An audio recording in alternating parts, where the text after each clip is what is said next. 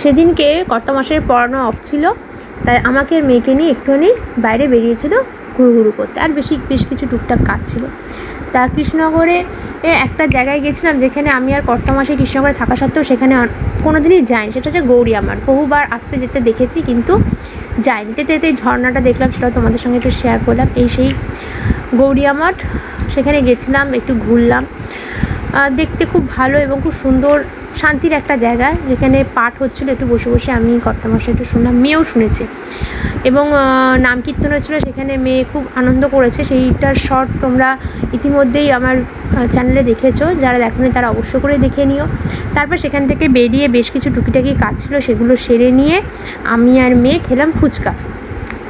মেয়ে খেতেও বেশ ভালোই বাসে, একটা ফুচকাও খায়। যাই হোক, এইভাবেই সারাদিন কেটে গেল। ভিডিওটা ভালো লাগলে অবশ্যই সাবস্ক্রাইব করে দিও। Tata, by.